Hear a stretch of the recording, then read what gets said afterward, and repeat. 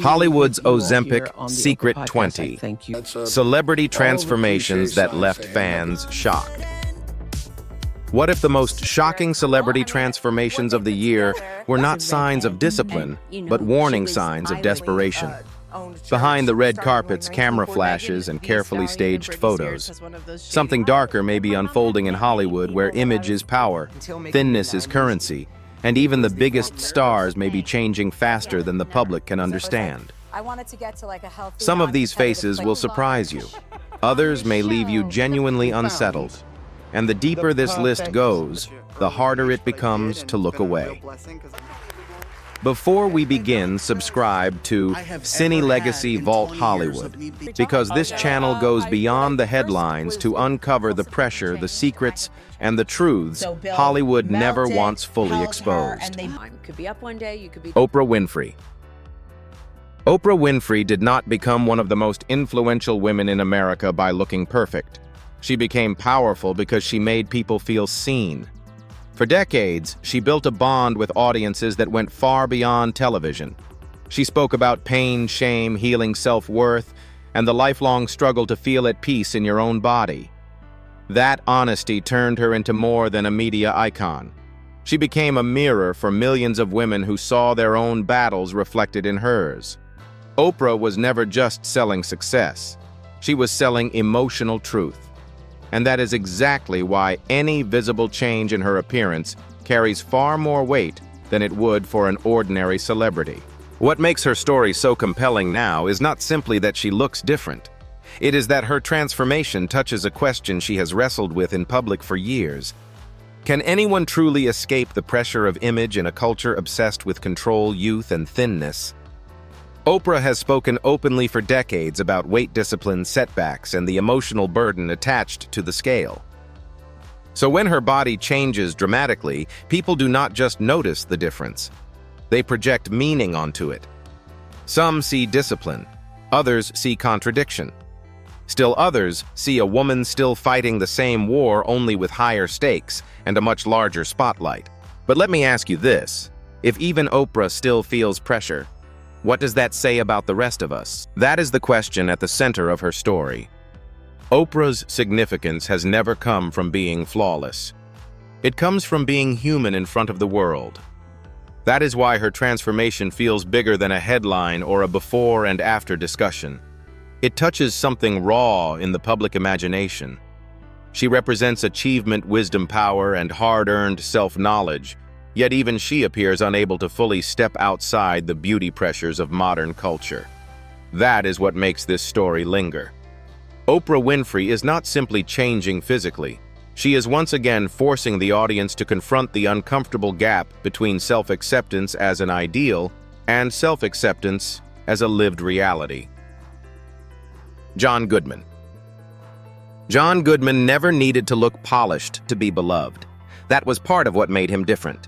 He built his career on presence, timing, warmth, and a kind of emotional weight that made audiences trust him instantly. He could be hilarious, intimidating, wounded, or deeply human, often within the same performance. For decades, he represented something rare in Hollywood, a larger man whose value came from talent, not from fitting a beauty standard. Viewers did not love John Goodman because he looked camera perfect. They loved him because he felt real. That is why his more recent physical transformation has stirred such unease. When a performer has spent decades being embraced for authenticity, a sudden shift in appearance does not feel superficial. It feels symbolic. The public is not just reacting to a slimmer frame. People are reacting to the possibility that even someone as established and respected as John Goodman may still feel pressured to become smaller in order to remain visually acceptable in a younger, harsher industry. That is where the sadness begins. His body becomes more than a body. It becomes evidence of the standards Hollywood still refuses to outgrow. And let me ask you this: if a legend like John Goodman still has to change for the camera, who exactly is allowed to stay human? That question is what gives his story real emotional force. This is not just about weight. It is about what the culture does to men too, especially men who once seemed exempt from the glossy rules of appearance. Goodman's transformation lands hard because it challenges an old assumption that talent should be enough. He was already enough. That is what so many people feel when they look at him now. They are not shocked because he changed. They are unsettled because he never should have needed to. And that is why his story resonates. It is not only about one actor. It is about an industry so obsessed with reinvention that it can make even the most irreplaceable figures look like they have to earn their right to remain visible. Katy Perry. Katy Perry built her image on color, confidence, and velocity. At her peak, she did not merely enter pop culture. She exploded through it. Her songs were anthems, her visuals were oversized, and her public identity was built on energy so bright it almost felt indestructible. She embodied a kind of theatrical optimism that made people feel bigger, bolder, and more alive. That is why any visible shift in her appearance now feels more emotionally charged than it might for another pop star. When someone has spent years representing sparkle fearlessness and exaggerated confidence, a leaner and visibly more fragile version of that person does not register as neutral. It registers as a rupture. What makes her story compelling is not just the change in size, but the contrast between the old symbol and the new image. Katy Perry once sold emotional fireworks. She turned resilience into spectacle. She made empowerment loud. So when the public begins to read thinness, exhaustion, or restraint in her body language, the reaction becomes more than aesthetic. It becomes psychological.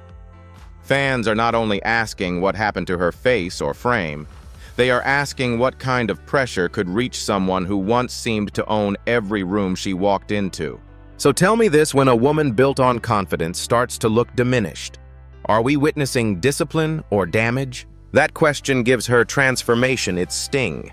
Katy Perry matters because she has long symbolized self-expression without apology. If someone like her appears narrowed by the expectations around age, image, and relevance, it sends a message far beyond celebrity gossip. It tells the audience that even global fame does not protect women from the fear of becoming visually unacceptable. That is why her story lingers. It is not simply about body change. It is about what happens when a woman whose whole career once looked like expansion suddenly begins to look like contraction, and the world can feel the pressure in every photograph. Jessica Simpson. Jessica Simpson has always occupied a deeply emotional place in American celebrity culture. She was never just a singer, or just a television personality, or just a fashion success story. She was, for many people, a public woman whose life had been watched through every stage of self-doubt, reinvention, motherhood, heartbreak, ambition, and recovery. That long visibility gave her unusual power. Audiences did not merely consume Jessica Simpson. They felt like they knew her. She built trust by allowing people to see the mess, the humor, the insecurity, and the resilience. That kind of openness is rare, and it is exactly why dramatic physical change hits differently in her case. When Jessica appears dramatically slimmer, the response is not only about numbers on a scale, it touches a history. She has spent years talking about body image scrutiny and the impossible standards placed on women in entertainment. So when her silhouette shifts sharply, the public does not see a simple makeover. They see a question mark placed over everything she once represented. Was this health? Was this pressure? Was this personal choice? Or was this one more chapter in the exhausting cycle of women being taught that no matter how successful they become, they must still keep negotiating with the mirror? And let me ask you this: when a woman has already survived public judgment for decades, why does the world still insist on measuring her worth through her body? That is the ache inside Jessica Simpson's story.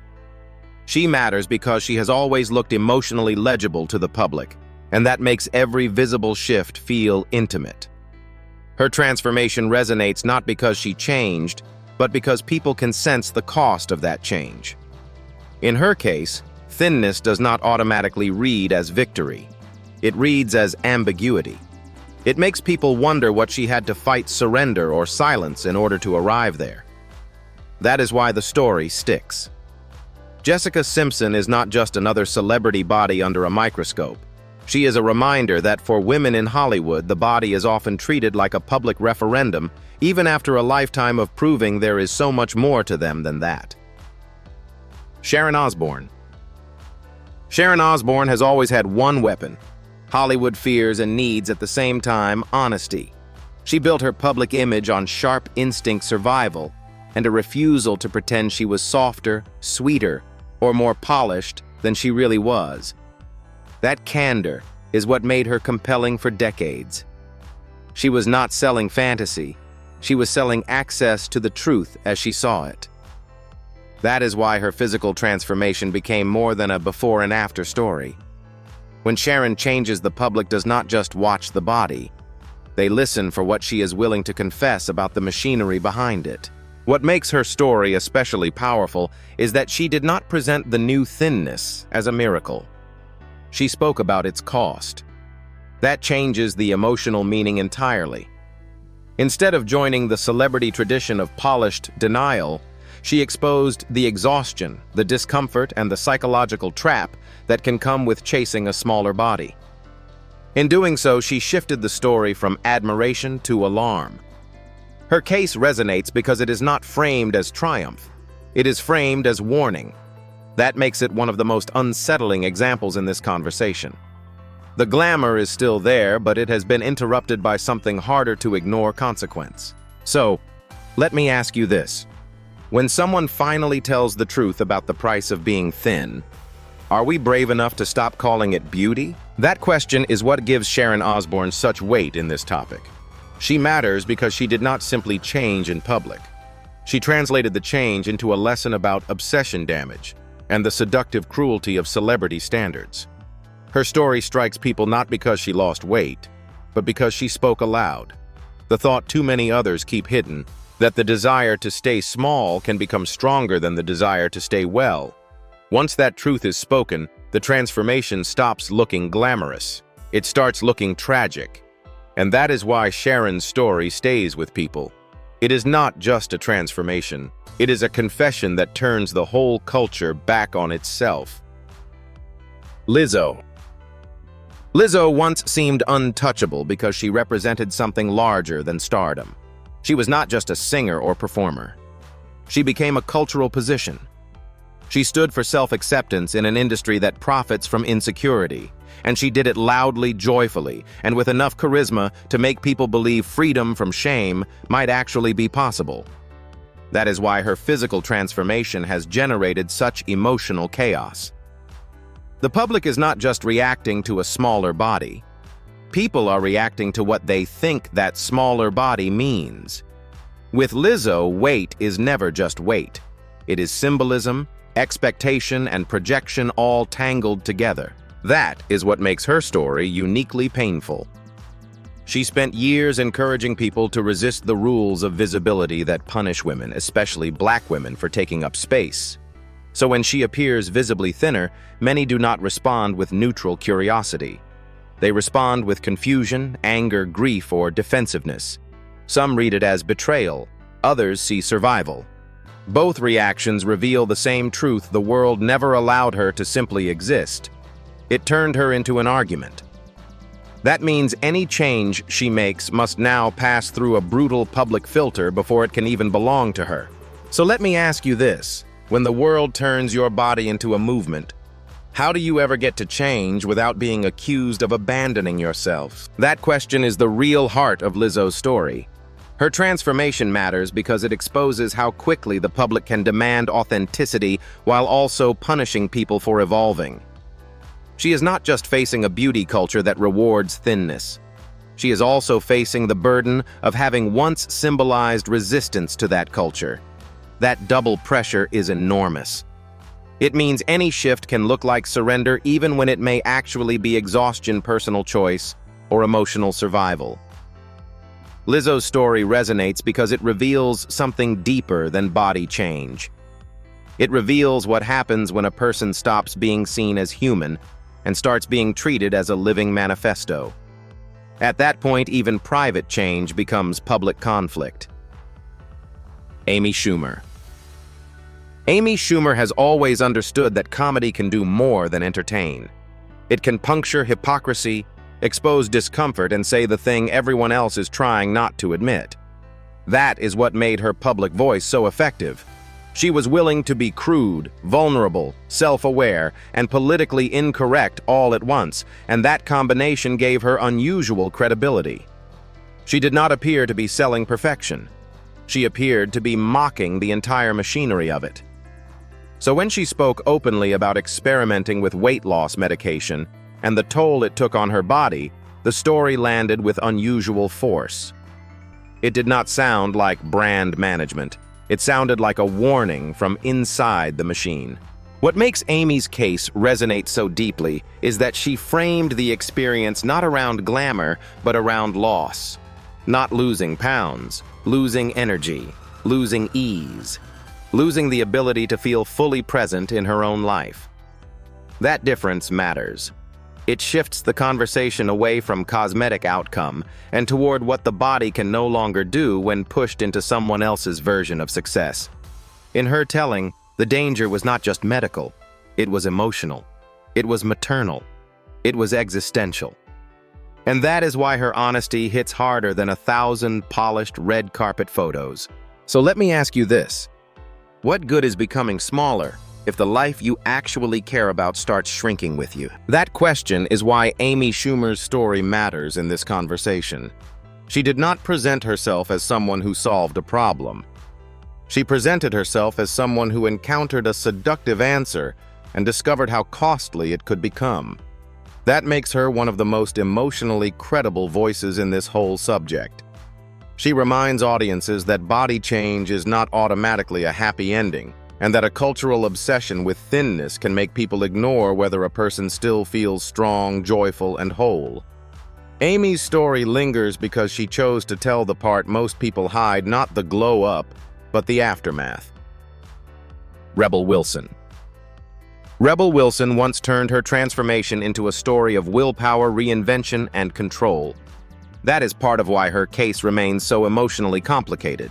She was not just another celebrity who appeared thinner. She attached a whole public narrative to the process.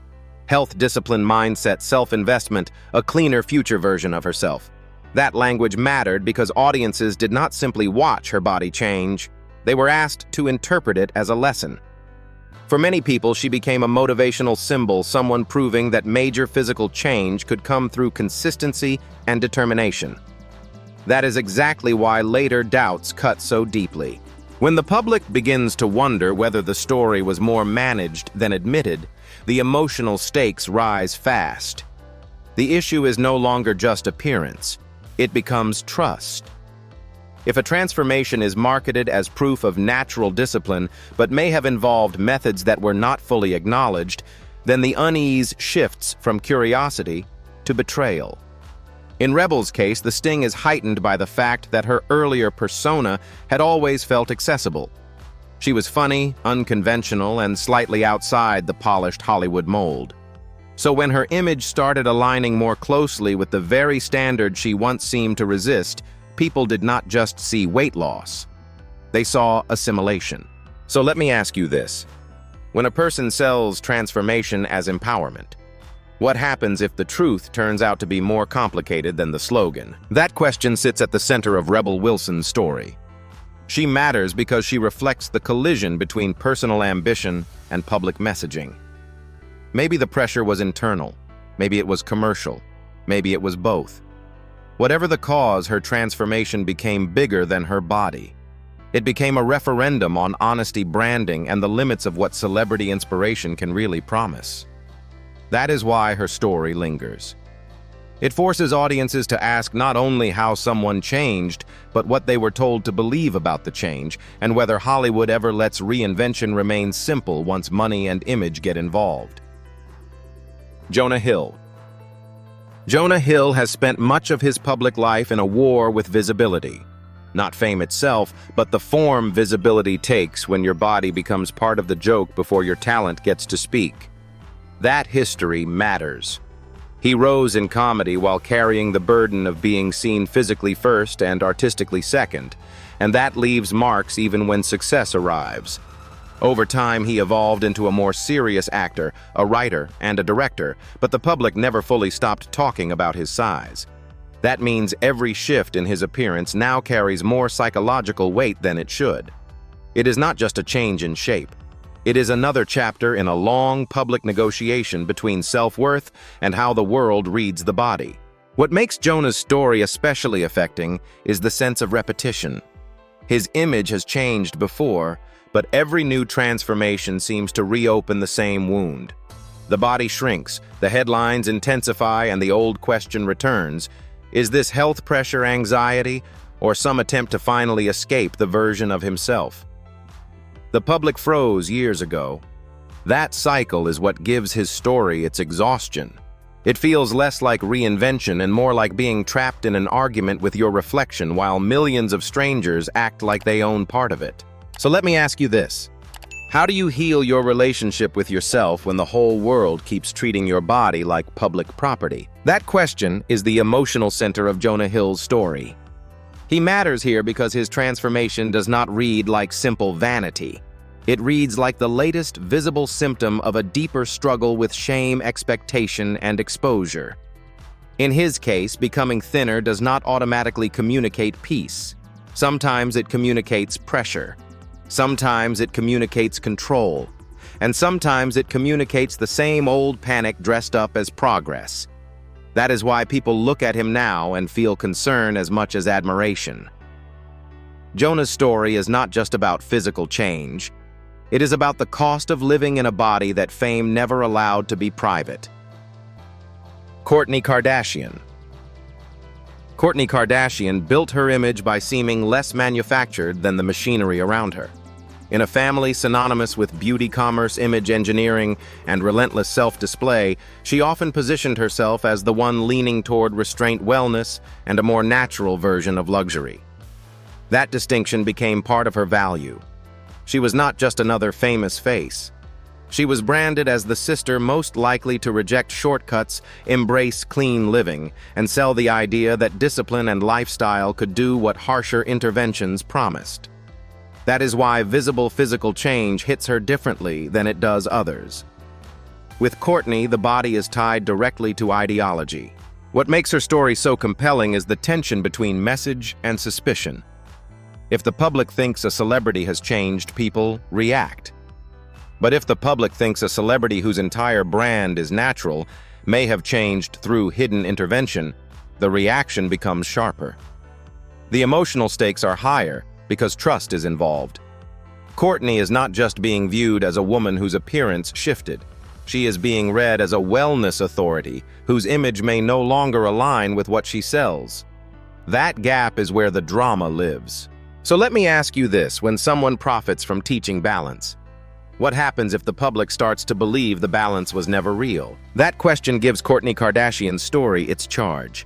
She represents more than celebrity transformation. She represents the instability of the wellness industry itself, a space where image branding, aspiration, and bodily control are constantly sold as if they are effortless and pure. If that illusion cracks, the fallout reaches far beyond one person's body. It shakes confidence in the entire fantasy. That is why her transformation resonates. It is not simply about whether she got thinner. It is about whether the version of health she has long promoted can survive public doubt once her own image becomes harder to explain. Chelsea Handler. Chelsea. Handler built her brand on saying the impolite thing out loud. That is what made her different. She was not the celebrity who carefully polished every public sentence until it became harmless. She used bluntness as a weapon, humor as a shield, and honesty as a kind of performance art. For years, audiences trusted her, not because she seemed flawless, but because she seemed willing to admit what other famous people hid. That is why her story carries unusual force in this conversation. When Chelsea talks about body change, medication, side effects, or regret, it does not feel like a carefully managed image campaign. It feels like someone tearing the curtain open while everyone else is still pretending the stage set is real. What makes her especially compelling is that she does not frame the experience as glamour. She frames it as consequence. That shift matters. In a celebrity culture built on reveal photos, compliments, and speculation, Chelsea redirected attention to the body's distress signal. Instead of selling a success story, she described discomfort, instability, and the unsettling gap between what the outside world praises and what the inside of the body is actually enduring. That honesty gives her story a harsher edge than most. She is not just another public figure who changed shape. She is one of the few who seemed willing to say that getting smaller can come with its own kind of damage. So let me ask you this when someone finally tells the ugly truth behind the glow-up. Why does the culture still prefer the lie? That question is what makes Chelsea Handler matter here. She represents an uncomfortable interruption in the fantasy. Her voice cuts through the glossy narrative that thinness automatically equals wellness, discipline, or triumph. In her version of the story, the body is not a trophy. It is a warning. And that is why her transformation feels bigger than celebrity news. It exposes how far the culture will go to worship the result while ignoring the cost. Mindy Kaling. Mindy Kaling became important to audiences because she made intelligence feel personable. She was funny without being empty, ambitious without pretending to be effortless, and visibly imperfect in a culture that often only rewards women who seem polished from every angle. That made her more than a successful writer-performer. She became a symbol of relatability with brains, humor, and drive intact. People did not just watch Mindy Kaling's career, they read themselves into it. She looked like proof that women did not have to fit the narrowest version of beauty in order to be talented, witty, stylish, or powerful. That is why her more recent transformation feels so loaded. When someone once associated with rejecting impossible standards begins to look dramatically altered, the public does not respond with simple admiration. They start asking what changed inside the system around her or inside her relationship with that system. Was it pressure? Was it choice? Was it exhaustion from spending years resisting the same expectations that Hollywood never stopped enforcing? In Mindy's case, the story resonates because her body was always read politically, even when she was just trying to do her work. She represented a kind of womanhood that did not need conventional approval to matter. So when her image moves closer to conventional approval, the emotional meaning becomes complicated. So let me ask you this: when a woman spends years proving she is enough, why does the world still reward her most when she takes up less space? That question cuts right through Mindy Kaling's story. Her transformation matters not because she changed, but because the culture around her has trained people to interpret that change as a referendum on self-worth. She is not just being watched as a celebrity. She is being watched as a symbol of whether confidence can survive contact with Hollywood's beauty hierarchy. That is what makes the story linger. It feels less like a makeover and more like a quiet argument between identity and approval playing out in full view of the public. James Corden. James Corden became famous by feeling accessible. He was not sold to the public as untouchable, sculpted, or aspirational in the usual Hollywood way. He succeeded through warmth, humor, theatricality, and the impression that he was in on the joke with the audience rather than hovering above it.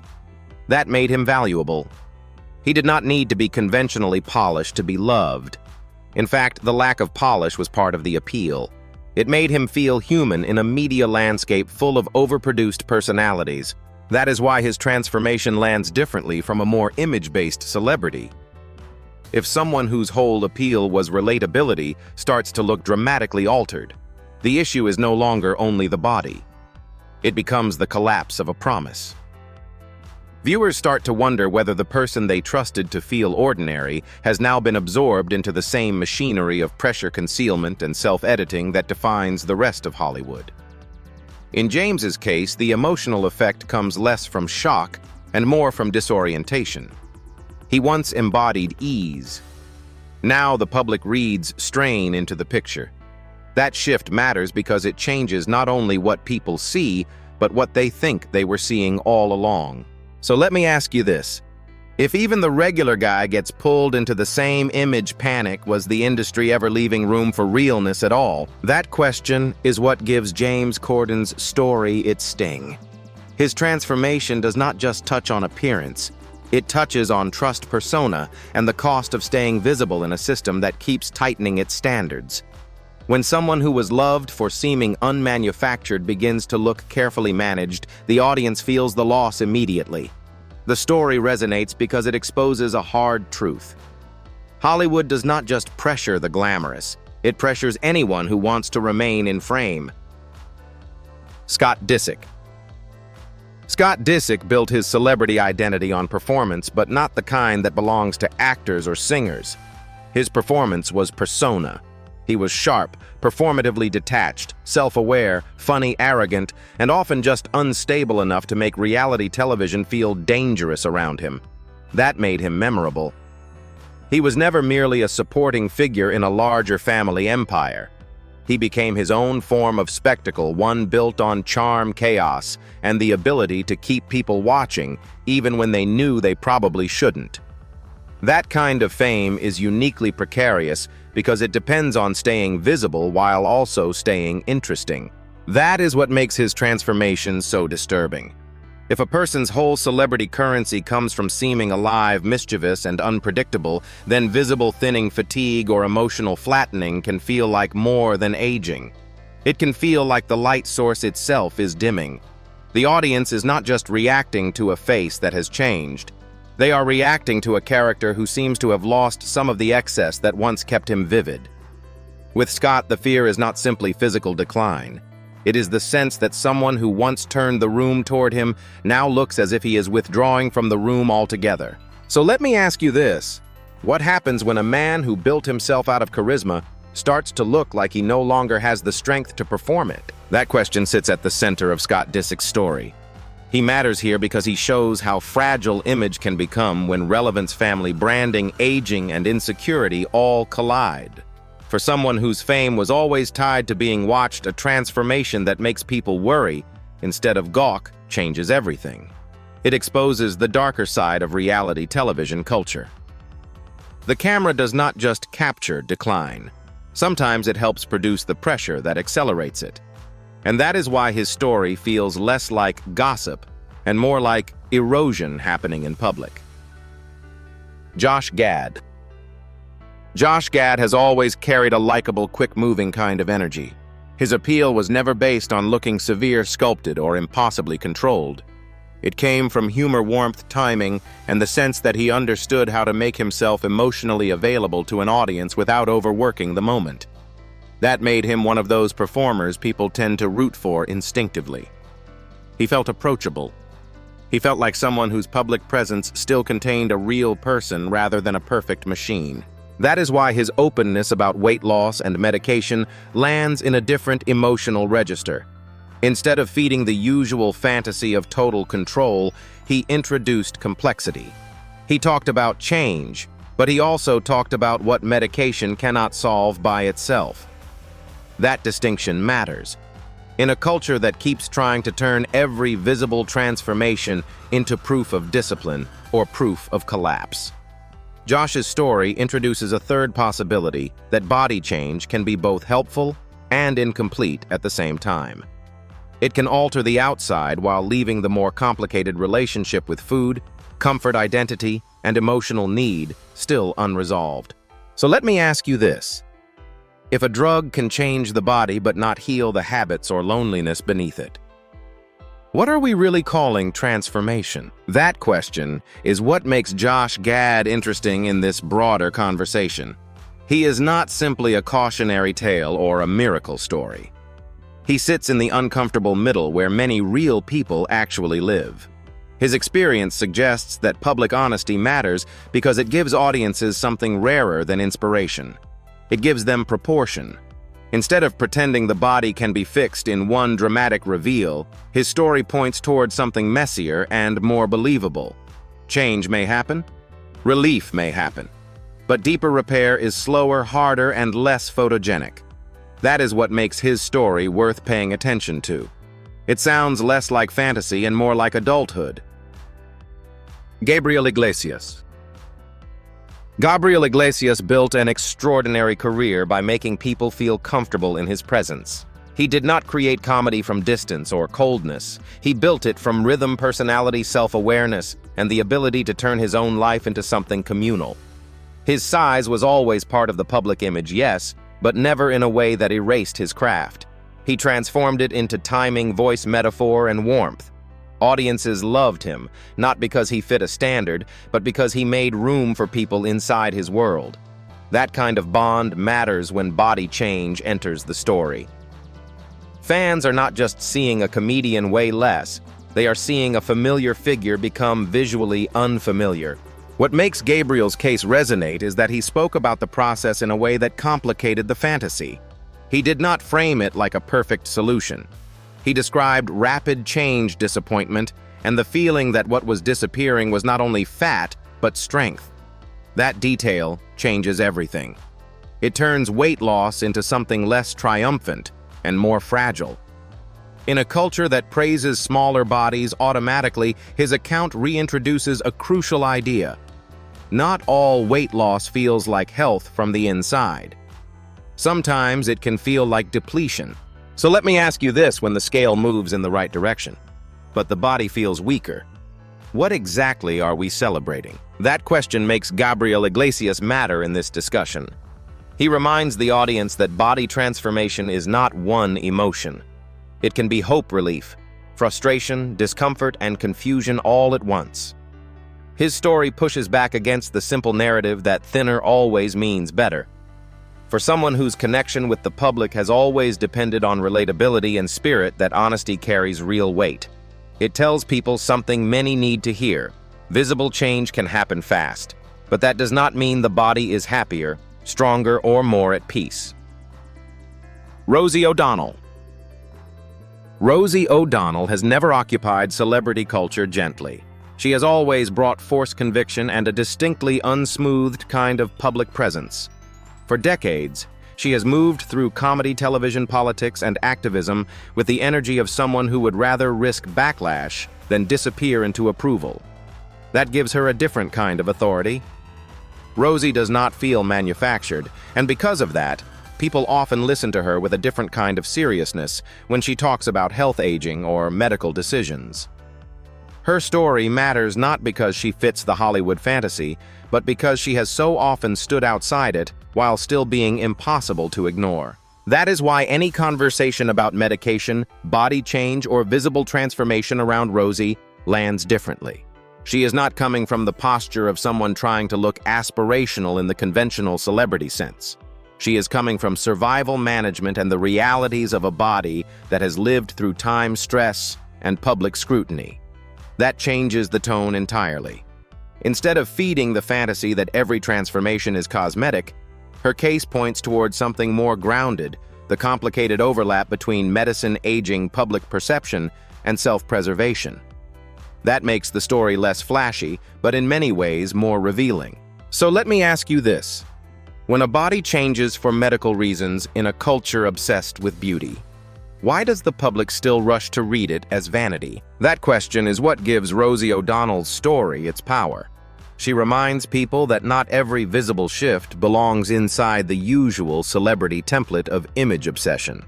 Sometimes it belongs inside a conversation about health, mortality, and what it means to keep living inside a body the world keeps trying to interpret for you. Rosie's presence in this broader topic matters because she interrupts the fantasy. She forces a more adult reading of body change, one rooted not in gossip but in reality. And in a culture addicted to glossy explanations, that kind of interruption is rare. Kelly Osbourne. Kelly Osbourne has spent nearly her entire adult life being watched in transformation. That alone changes how her body is read. She did not emerge into fame as a finished image. She grew up inside the camera, and the public watched her cycle through rebellion-style experimentation, addiction, recovery, reinvention, motherhood, and the harsh language of tabloid judgment. That history matters because when Kelly changes physically, people do not interpret it as one isolated event. They interpret it as one more chapter in a life that has always been treated like a visible process rather than a private experience. What makes her story compelling is that she has long existed at the crossroads of scrutiny and self-reconstruction. She knows what it means to be mocked, what it means to be praised for becoming more acceptable, and what it means to have the same culture do both in rapid succession. So when the public reacts strongly to her body, the moment carries emotional residue from years of surveillance. Kelly is not simply changing shape. She is moving through an old social script that keeps trying to decide whether her value lies in staying rebellious, becoming refined, or shrinking enough to satisfy both at once. So let me ask you this: how do you ever develop a healthy relationship with your body when the world has treated it like a public storyline since your youth? That question gives Kelly Osbourne's story its emotional depth. She represents what happens when body image is not just personal but historical. Every visible change gets stacked on top of every older judgment. That accumulation is exhausting, and the audience can feel it. Kelly's story is not only about appearance, it is about what prolonged exposure does to a person's sense of self. In her case, transformation is never just transformation. It is memory pressure and performance all tangled together. Dolores Catania. Dolores Catania comes from a different corner of celebrity culture, one built less on untouchable glamour and more on the performative intimacy of reality television. That matters because reality fame changes how the body is judged. It is not only about image, it is about narrative. Viewers are taught to track every change, every look, every difference in confidence, energy, romance, and self-presentation as part of an ongoing story. In that world, physical transformation rarely stays private for long. It becomes character development in the public imagination. What makes Dolores interesting in this conversation is that she approaches the topic with less mystique than many mainstream stars. Instead of pretending that change happened by magic, she has spoken in a way that makes the issue feel more open and transactional. That honesty changes the emotional temperature. It does not remove the cultural pressure around thinness, but it does reduce the layer of fantasy. In a landscape full of before and after obsession, the straightforwardness itself becomes disruptive. She is not asking the audience to guess blindly. She is forcing them to confront the fact that these choices are becoming normalized in public life. So let me ask you this: when something once treated like a secret shortcut becomes normal conversation, are we becoming more honest or just more comfortable with the pressure? That question makes Dolores Catania relevant here. She highlights the shift from speculation to normalization, which may be even more unsettling than secrecy. If body-altering intervention becomes casual enough to discuss without shame, then the culture has moved into a new phase. The standard is no longer hidden. It is visible, purchasable, and increasingly expected. Dolores' story matters because it helps show that this is not only a Hollywood problem. It is a broader media problem where transformed bodies are becoming part of the new ordinary. Margaret Josephs. Margaret Josephs belongs to the same reality television ecosystem that turns appearance into storyline, but her presence brings a slightly different emotional angle. She projects polished confidence and social intelligence, the kind of public persona that is built not only on looking good, but on looking composed, while everything around you remains unstable. In that world, body change can function almost like armor. It becomes part of how a person manages the social battlefield, protects authority, and signals that they are still fully in control of how they will be seen. What makes Margaret's story compelling is that it reflects how quickly enhancement can move from private intervention to public language. Once a celebrity is willing to discuss these choices more openly, the audience is forced into a new kind of discomfort. The mystery is reduced, but the pressure becomes clearer. If body management is no longer whispered about, then it is no longer exceptional. It is part of the machinery. That realization can be more disturbing than rumor because it reveals not one hidden act, but an entire climate where alteration has become nearly routine. So let me ask you, this is transparency enough to make something healthier, or can honesty still exist inside a toxic standard? That is the question Margaret Josephs helps surface. Her story matters not because it is the most dramatic, but because it points to the normalization of intervention among women whose careers depend on being watched, compared, and evaluated constantly. She represents a media environment where looking good has become inseparable from maintaining status. In that sense, the body is not simply personal. It is strategic. And that is what makes the story worth paying attention to. It shows how modern fame can turn even honesty into another layer of adaptation to pressure. So here's the question. Hollywood never once asked out loud, are these transformations really about health? Or are they about fear pressure and an industry that still rewards people only after they become smaller? Some stars spoke openly, some stayed silent, and some may have been pushed by standards no one can survive forever. But one truth is harder to ignore than ever. Fame does not protect anyone from insecurity. If this story opened your eyes, follow and subscribe to Cine Legacy Vault Hollywood. For more untold celebrity truths, deeper Hollywood history and stories, the spotlight never tells honestly.